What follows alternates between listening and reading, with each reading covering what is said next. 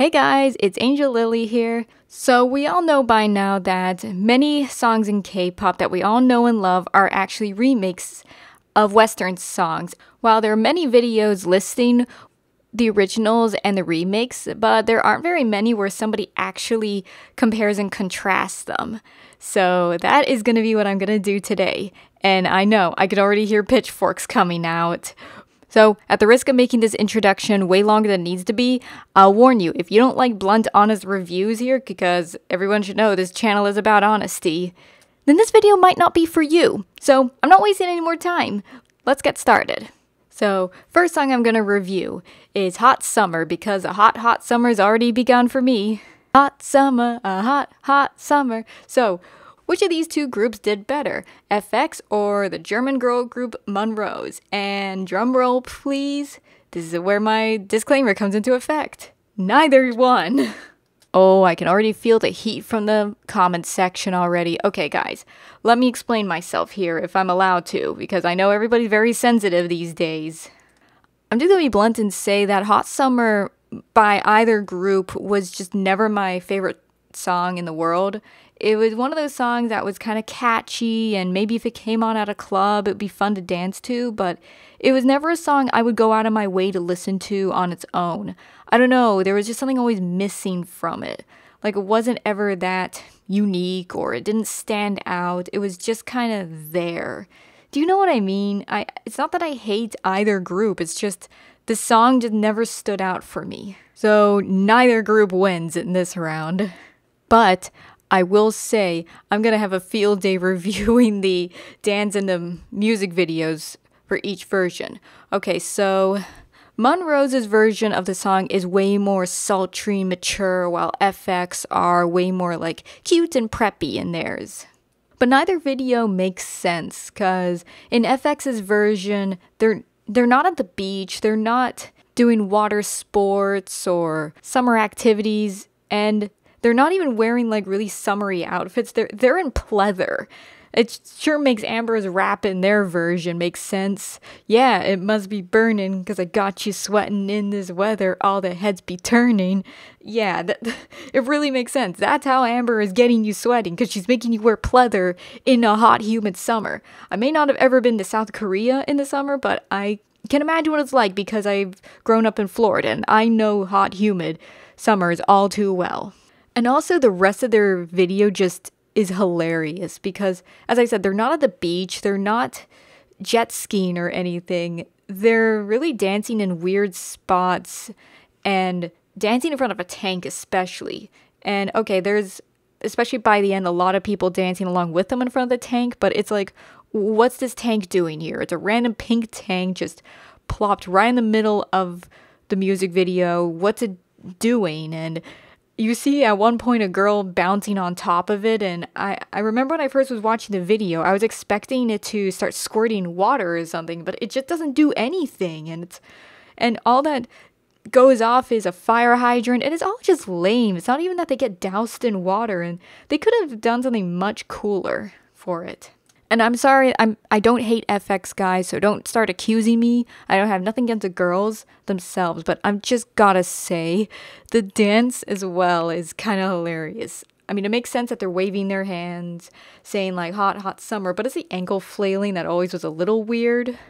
Like, it reminds me of the times when my cat would step in a puddle and she would start flailing her back paw to dry it off, and that's what it looks to me. I'm sorry. That wasn't SM's best dances at all. But don't worry, Monrose doesn't fare much better. Their video, it's kind of ADHD inducing because of how many quick cuts there are, and they don't really show the girls themselves for the first few seconds, and there are these random guys dancing, which honestly, their dance is a lot more engaging than what Monrose themselves were doing. They were just kind of posing on chairs, and they were posing in different outfits, and they were like flashing hot summer on them, and it was a little bit like, could you guys not have even gone to the beach at least? And it's kind of, I don't have much more to say about it. It's just one of those videos. Alright, I'm sorry guys, but there are way better summer-themed K-pop and Western pop music videos out there, and neither of these two came close to that. Okay, next song I'm gonna review is Super Junior and Triple Eight's song Knockout, or in Super Junior's version, it's Twins Knockout, which I'm wondering, why was it called Twins? I guess we'll never know. So Triple Eight were a British boy group who were active between 2001 and 2005. Released their song Knockout in 2003, and Super Junior released their version of the song as their debut song in 2005. This one's a very close one too, because again, admittedly, Knockout is also one of those tracks that's just not my most favorite song ever, but I actually like it a lot more than Hot Summer. Triple Eight's was way more like gritty and aggressive and in your face, and while Super Junior still had that same vibe to it, it was a lot less. Now, Triple Eight at the time were way more experienced, and considering this was actually Super Junior's debut song, it can be kind of understandable that Super Junior's kind of fell flat. Now, I gotta admit this, guys. You all know Super Junior's my favorite band ever. Like, they're like number one boy band for me, even above NSYNC and Backstreet Boys, if we're just gonna talk about boy bands all around the world. But for the longest time, up until Spy, their disaster release, I hate that song. Sorry, not sorry. Knockout was actually my least favorite by them. It was just very silly. Like, the dancing in the music video was very cringe and stiff, and the music video itself was kind of cheap looking, actually. Like, it's very clear that they just filmed it in a random studio or warehouse, and as I said, I don't think I need to go on about the styling. I mean, we don't need to be reminded of Hyuk Jae's warrior hair, is that what it's called? And Heechul's awful red hairdo, whatever that was, and he kind of looks as if he's a psycho or something, and they really poorly directed them in this. And there's one part that nobody ever brings up, but I just crack up every time I watch it just to have a laugh. It's that part around 140 in the music video where Siwon is like going right at the camera, like sticking his face in, looking all angry, and it just it's so cringe and hilarious what he's doing, and nobody ever brings that up. I mean, I feel kind of mean making fun of him. To be fair, he was like about 19, 20, 21 at the time, so he's like really grown way beyond that. But what? Who thought that cut was okay? And don't get me started on the fire as well. Just, it was definitely not one of the best debuts. Their next song, Miracle, would have been a much better debut song. But to be fair, when they performed it years later at one of their super shows, and when they perform it now, it seems like they really modified the choreography and made it like 10 times better. And also gave Shindong and Yaesung more lines too. I mean, I thought that was kind of mean of them, just to shove both of them to the back and not even give Shindong a word. Why do they have him in there if they didn't want to give him anything? Okay, Triple Eight's version of the music video. Weirdly enough, you can't really see the dance. That's another thing. Was this a 2000s thing to have loads of like quick cuts all the time? Now, I wasn't really watching many music videos because MTV was never played at my house. It was actually mostly TCM and the news playing. So I wasn't really seeing that. And also, I did not live in the UK at the time. But wow, there's just so many quick cuts, and I really can't tell. I mean, it looks as if it's kind of good from what I can see, like, and they dance, no offense, a lot better than Super Junior did, but the boys there were just starting out. But also Triple Eight's video was very dark. Okay, that really suits the gritty theme really well, and weirdly enough, they keep being pushed into some cage with a bunch of scantily clad girls just going around, and then they get out of the cage and there's more of those like fangirls sticking their sweaty faces in theirs. And what is this supposed to be? Some kind of rave? A mosh pit? Yeah, just very 2000s in general. At least their outfits are better though than Super Junior's. But another thing I should note is the way the songs are structured are slightly different as well. Because the bit where in Triple Eight's version, it's the chorus where they go, I want to out the light, I want to start a fight, I want to do this right, and I can't rap, I know. but it's left in Super Junior's version till the bridge, which is kind of interesting. As I said though, both versions are actually pretty good. I mean, I much prefer Super Junior's later renditions of their debut song because it's just so much better. And Triple Eight, well, I like it actually. Not my most favorite song in the world, but I actually like it. So, thumbs up to both.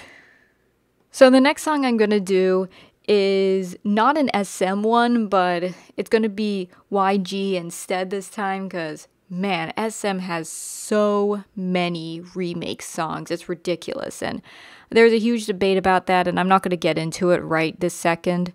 Instead, I'm gonna review G-Dragon and Maroon 5's This Love. Ooh, this one's gonna be another doozy. So which one did better? Toss up, they both did great. Okay, so Maroon 5, there's a little bit more nostalgia there because I heard Maroon 5's This Love playing at school dances and it just has so many good memories associated with it. But also G-Dragon's version is really good. Though his is structured a lot more differently with a rap and he sings the chorus and all of that, but it still sticks to the same theme in general, and I'm really impressed that he made an English version too. Still like very different from Maroon 5's, but it, as I said, sticks to the same meaning. So who had the better music video is a bigger question. I would actually say in this round it's G-Dragon. Because Maroon 5's version is, I'm just going to be blunt, a little bit too explicit in many scenes, and it's really kind of distracting and centered too much on shock value, whereas G-Dragon's version was way more emotional and kind of expressing the journey that a guy goes through when he really wants his girl back, but then she's just not having him and all of that stuff. I especially love how in G-Dragon's version, he's shown getting around the bridge of the song. He's shown trying to win back his ex-girlfriend with flowers, but then he sees her in the window before he can knock with her new boyfriend, and he's just utterly crushed and devastated. And as he's walking away, he's just not doing well at all. And I really appreciate about this video that they don't just have him like throw the flowers away and start walking forward and moving on. They actually show him like mourning and everything. Because here's the thing, in real life, when your heart gets broken and you want the person back, you're not just gonna throw the flowers away and just say, whatever, I'm gonna move on. I mean, who actually does that? So music video wise, I'd say that G-Dragon wins, but both versions of the song are really good. Okay, now back to SM Entertainment. We're gonna do Girls' Generation's Run Devil Run, which as we all know is a remake of Kesha's demo song of the same name. Who had the better version? Good question. When I was a teenager, I would have said Girls' Generation, no doubt, because Girls' Generation, I really liked them, and for some reason, I did not like Kesha at all. Don't ask me why. But then I listened to it again as an adult, and I guess I'd say I still prefer Girls' Generation's version in a way. It's not to knock Kesha or anything, because she is talented, but I felt that Girls' Generation's just had more oomph put in it, and maybe it's a bit of an unfair comparison regardless because Kesha's was a demo and not an actual release, and as we know, there's not a music video for Kesha's version, and flat out, Girls' Generation had one of their absolute best music videos in that I love those black outfits that they were wearing in it especially. So this one, I guess, was a bit of an unfair competition here.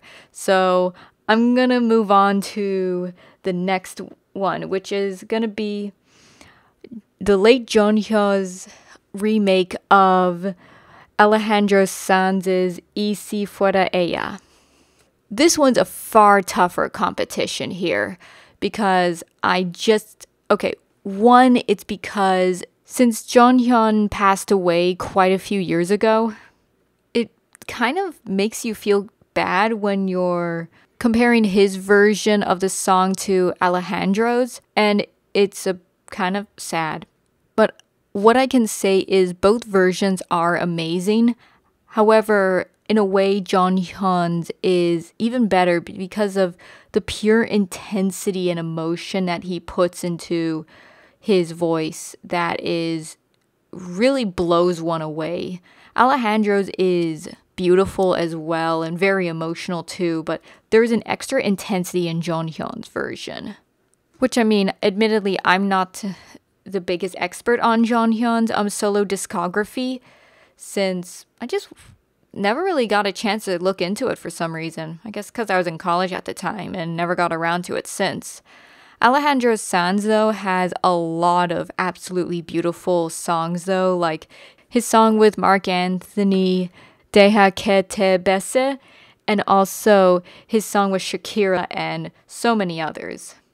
But Jonghyun's version of Y Si Fuera Ella just has such a special rawness of emotion in it.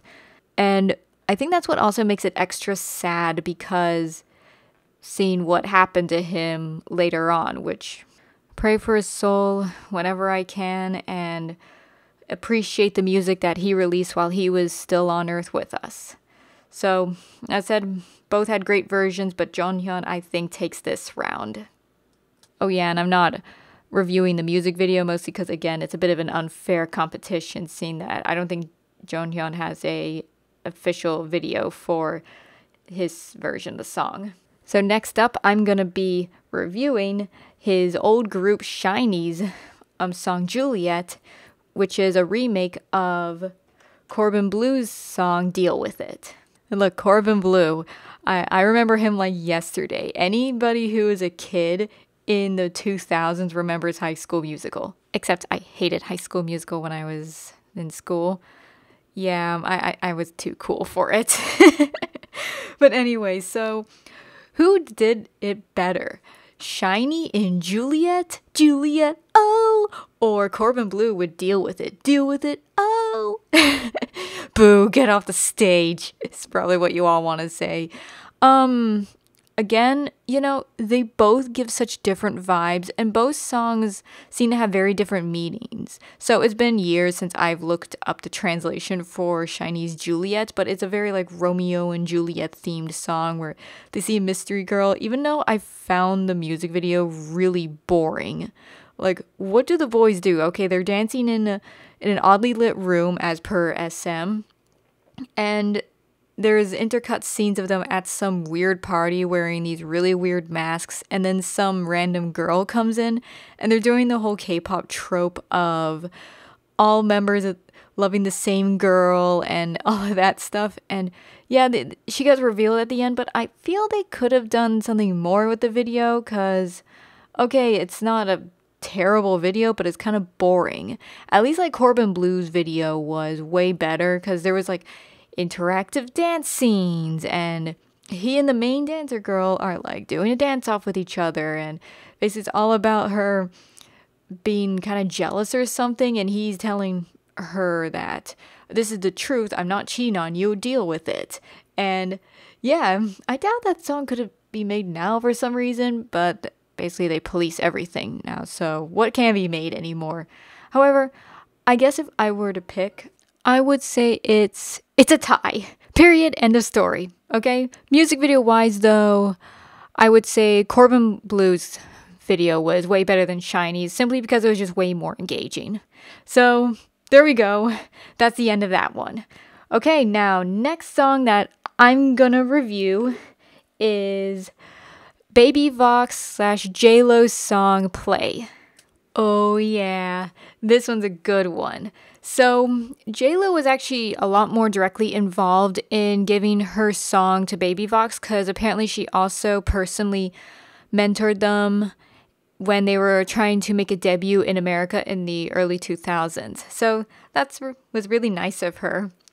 Now, which version of the song did I prefer? Okay, so Baby Vox's whole English language album, Ecstasy, always was a little bit controversial, simply because the song of the same name used a bunch of unreleased footage from the late Tupac Shakur, and but we're talking about Play, which J-Lo was fully involved and aware of what was going on. I gotta admit, I don't really like Baby Vox's version of Play. J-Lo's version had a lot of like oomph to it and a lot of energy, and it was that type of song that really could get you like moving and dancing and having a good time. It's such a great like dance track, while Baby Vox's version's a little bit kind of lame, I'd say. I mean, I felt the whole album was just way too try-hardish, just trying to be really Americanized, especially for the time, and it just came off a little bit lame. I'm sorry. I'm nothing against Baby Vox themselves. And also the whole music video, just like the Ecstasy one, was very much, again, try-hardish, and selling just felt generally off as if the girls really weren't feeling it at all. So, first of all, the beginning just doesn't make sense. It's like they're laying around the house and there's a dog and there's some very obvious like copied and pasted sound effects in it with the shoes on the floor and the dog panting, and they are bored or something, and one of the girls is waking up the other who's asleep, and it's all a very different vibe than what the rest of the video entails. Are supposed to be like very, very sexy and very J-Lo vibes, which the beginning didn't have, and they're throwing a house party and they want to have a good time, and okay, the dance sequences weren't too bad, but again, you could just look at the girls themselves and see that they really were not feeling it at all. Like, they just weren't having it. Also, in the middle of Baby Vox's version of the song, they have a random rap, which kind of came out of nowhere. Also, the ending to the music video was really weird. Right after the song ends, you see all of the girls and a random guy just fell asleep around a bed, and the guy in it is just placed in a really odd, uncomfortable area of the bed, like he's half on there, and it's like, whoever has fallen asleep like that and remained asleep for a long time. And what happens is there's some like weird up close shots of the girl's feet. Like, it really gives me major Dan Schneider vibes. And the dog like is panting. The one that you saw earlier in the video, he's panting and he gets up and does like the thing dogs always do, which is something runs off. And one of the girls like wakes up and does the most poorly acted, I'm hungover and I'm just gonna fall back to sleep, like, just acting job I'd ever seen. The whole video, the acting was just so bad, and I'm sorry, that was just one of the most poorly planned attempts to break it to the US market ever. J-Lo's version, though, was the complete opposite. Her version, I'm just gonna say it, I much prefer hers, because even though this wasn't her most popular track, which I go, why? This is a great song.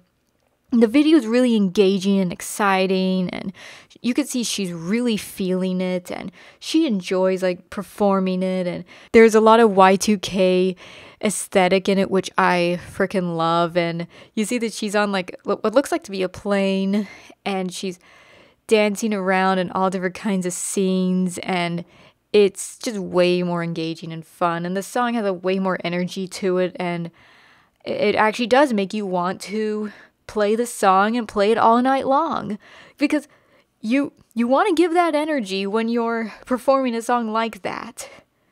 Also, the whole arrangement of her version of the song was just so much better. There wasn't a lot of weird auto-tune effects in it, and the music itself just had way more energy too. And also, I love the whole theme in her music video where she's on a plane and everybody's like going on a cool party. Plane is really futuristic, and as I said, Y2K aesthetic, and I love it, okay? It makes me super, super nostalgic. Okay, now, last but certainly not least, I'm gonna be reviewing a much more recent track, and that is Next Level by aespa and Ashton Wild.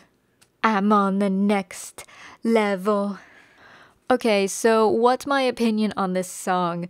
Oh, this one probably really will ruffle a few feathers, so Better strap myself in, just like in the JLo video with the airplane.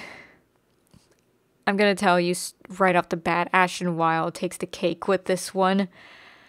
I'm one of those people who ended up not really liking aespa's version of Next Level. I mean, their debut song, Black Mambo, was way more energetic and fun and everything. I feel bad for these girls. Their songs have been kind of hit or miss as well. Just like FX, I worry in a way that they're kind of becoming an FX 2.0 in many ways. It's like they're very talented girls, but they just don't seem to be getting the right songs all the time. And it makes me wonder why SM keeps doing this to their artists. Like, they give them like a somewhat decent start and then they try and make them do all these weird songs. And I mean, apparently Next Level was quite popular in Korea, but I'm sorry guys, I'm just not feeling it. There were certain points where I thought, oh, it's not too bad, but then halfway through the song, it just completely changes. And this thing has been a bane on my life in K-pop for the longest time, where they'll try and like fit together more than one genre of a song in a single song. And I'm like, why do they keep doing this? They have been doing this for the longest time. Do people in Asia like this? I don't know. Maybe I'm being a Westerner and I don't understand something. Maybe I'm missing something. But I just don't get it because it's always driven me nuts. Because each and every time, that part in the aespa's version of Next Level, they could have taken that part that they changed and made it into their own perfectly good song, because it was really good. And Next Level probably wouldn't have been as bad as what I felt if they just kept it with the original Next Level music. But I mean, they didn't. They just kept monkeying around with it and toying with it, and now it's like this weird mishmash, and I just have yet to find a single song where that's actually worked. Because Super Junior's done it. I mean, my absolute least favorite song by Super Junior, Spy, did that, where it starts off with some carnival-like music and then it goes into like a James Bond type song, and then it switches again. And how are you supposed to dance to a song like this? You're like being thrown off. And also, most famously, Girls' Generation, I Got a Boy. They had so many parts in that song that could have just been made into their entirely different song, and they would have been perfectly good. And even 4 Minutes, I Hate You, that's another completely disjointed, stupid song, and I can probably name so many others, but those are the ones that come to mind, and it's just not a good move. I don't care how many times people say, well, you gotta let it grow on you. Guess what? Girls' Generation, I Got a Boy, it's been out since 2013. It still hasn't grown on me, okay? I don't need an explanation. I don't need people to try and reason it to me. I just don't like it. It's a bad move. Okay. But you're all wondering, what about Ashton Wild's version? That is a great song. Her version is great. I like it because it's really like in your face and confident, like a lot of cockiness, like, yeah, I'm on the next level, baby. Like that kind of thing. And really suited Fast and Furious. And this is the kind of song it was. And also, I much preferred the arrangement of the song. The only little criticism I give to Ashton Wild's version is it cuts off a little bit too abruptly at the end, but that's just a tiny criticism. Now, aespa's version, again, the girls don't sing it badly, but another thing that makes aespa's version fall kind of flat is the girls just don't really have the vibe for really confident, cocky sort of songs. They're very like, this is the thing with the SM girls, okay? They're very soft and very like cute, and it's not to say that they can't be confident, but I have yet to really see an SM girl who's really been able to carry that like girl boss image really well. Because I haven't seen any of them. They're either like really like elegant and graceful, or they're very like cutesy and preppy, like Girls' Generation FX and BoA. If you want like really cocky and in your face types, it would be like 21 or Big Bang or people like that. Which, okay, maybe a lot of people are gonna really disagree with me there, and I'm gonna prepare myself for a lot of angry comments, which come at me if you want. Come at me, people. I'm too old really to lose sleep over upsetting a bunch of oversensitive fans at this point. But I've been following SM and YG and all of that since 2010, and I can tell you that is a thing I've observed. And I think if SM really want to save themselves, they need to really stop trying to do Girl Crush all the time. But going back to aespa, I think that's where they've been done dirty, especially with Next Level. I really wish that they would also stop making them do these like forced weird raps like they were doing in Next Level. Certain points were okay, but the rest of it is just all too forced and just cringe at the end of it. And also, I thought the dance was kind of weird. Like they were doing some sort of weird like arm flailing, and that's just it. Sometimes the choreography works and other times it just looks silly. And the music video was about the only good part of aespa's version, but again, it seems that they're trying to like create some lore. And what is it with like K-pop trying to do MCU type storylines? It's music, people. We just want to listen to songs. We don't have to like want to follow some constant timeline or story or whatever. I don't know. Maybe I'm getting too old for a lot of this stuff. With Ashen Wild, well, she doesn't really have a music video as far as I could tell for her version, but really mostly because Fast and Furious was her music video, and it works perfectly well for all the action sequences. So yeah, she's on the next level. But I hope that aespa can get something like a lot more suitable for their image and their vibe at some point, because I actually do like them as singers and dancers. So yeah, this video has probably upset a lot of people, and I really hope you all aren't gonna kill me. So I hope you all enjoyed this video. Hope you enjoyed listening to my commentary. And yeah, let me know if you enjoyed this compare and contrast original and remake songs. Hope you all enjoyed it. This is Angel Lily here at Lotus Petal Studios. I will see you all later.